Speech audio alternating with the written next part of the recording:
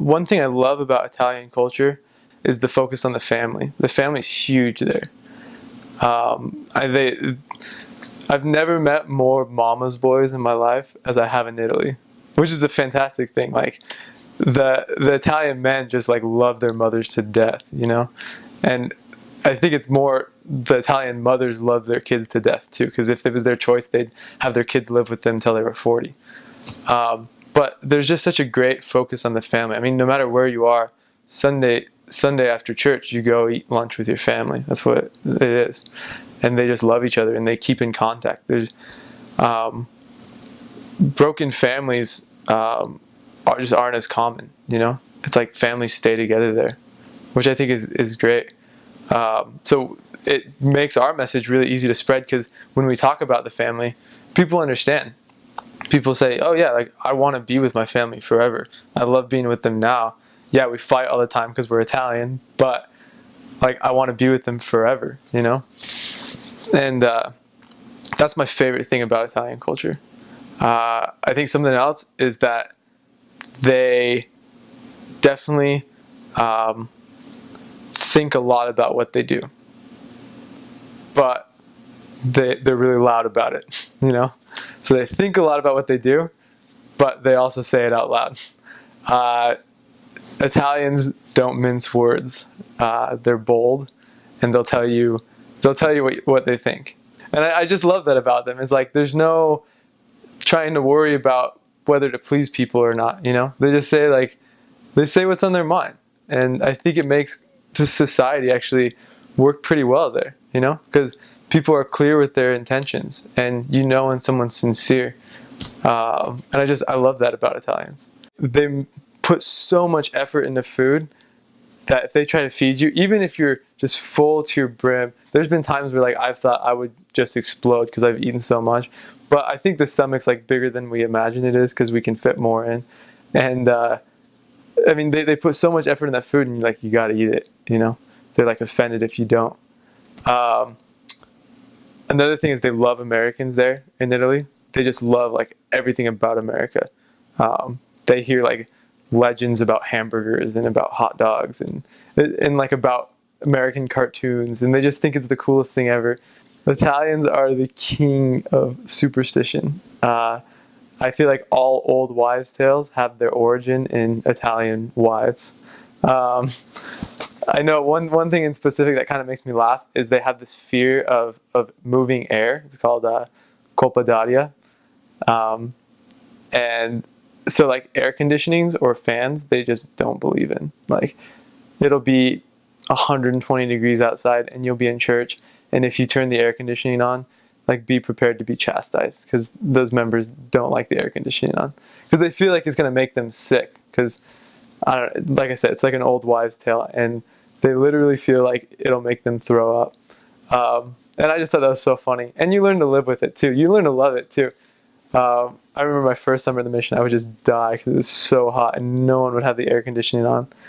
And then the second summer, like, I kind of liked it. It was like, you know what? This is the last summer I'm going to have where I can just die in my own sweat, you know?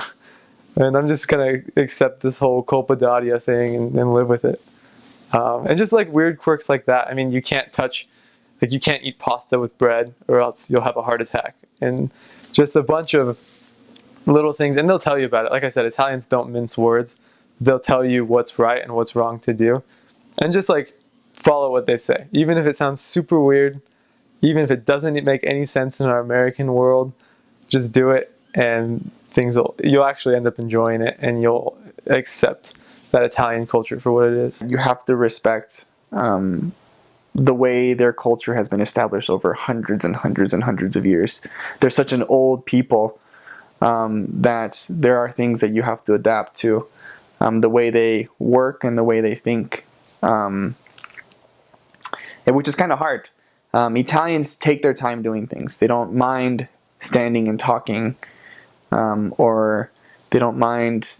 They have so many holidays in their work schedules. There are a lot of days that you won't be able to work just because of the holidays, and it might bug you, but respecting those days or even knowing when they're coming is just like it's impressive to them.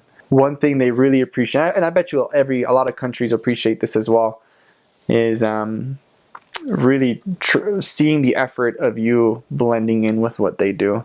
And some of the key things will be talking with your hands. Like I guess maybe I've done it in the video. I'm not if you knows, but like you use your hands a lot, or you need to make sure you have some emotion in you. You can't just be thinking you can just have a conversation. There's going to be some loud moments. There's going to be some laughing. There's going to be some serious moments. There's going to be crazy hand movements everywhere. You're going to get, I think, a full spectrum of what emotion can really provide in a conversation when you're speaking to several different Italians. And as you try to really take in like everything they express, which is difficult because there's so much that comes out of. They can get really hyped up really fast, or like really sad, or they really portray on the outside what they're feeling, and it can be overwhelming sometimes because a lot of the missionaries get tired of it because it's so much to take in and it's not what you're used to. But as you try to really understand it, you'll be able to reciprocate that, and not only will you be able to convey your message, it will first create a connection of them of trusting you as someone who's respected them as a people. You have to go in with passion. I think the country is built around passion. Knowing that you're going to have some intense moments. You're going to think someone's mad at you with their loud voice, but they're not at all. They're not mad at you. They're not yelling at you. It's just the way they express themselves. A lot of people have difficulty thinking that people are trying to be rude to them, to the missionary, like the person is being rude to you, but they're not. I mean, and in fact, it could be the complete opposite. They're just excited, and they express that in their voice. They express it in their hands. They're going to be a little touchy. They like touching your arm, but it's wonderful. They're so great. I love the people. They just are so fantastic. Their culture is so just colorful and exciting, and they are very, very open. They just say it like it is. If they think you're gaining weight, they'll tell you.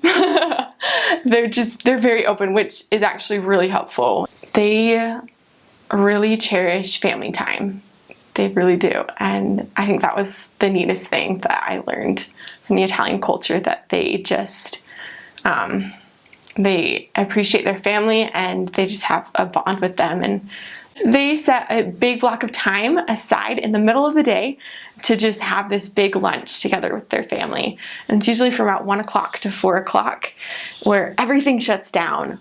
All the stores, schools, work, everything shuts down. Everyone just goes home and just has this big lunch together, and they just take their time. They just really just cherish that family time together, and they take their nap. And that is in the southern, I would say more southern parts of Italy, that is like a no-no to contact people during that time.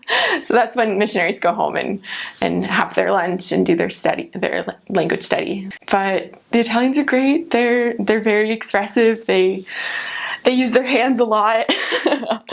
People say that they have that Italians can't speak if their hands were tied behind their back, but which I could say is a bit true.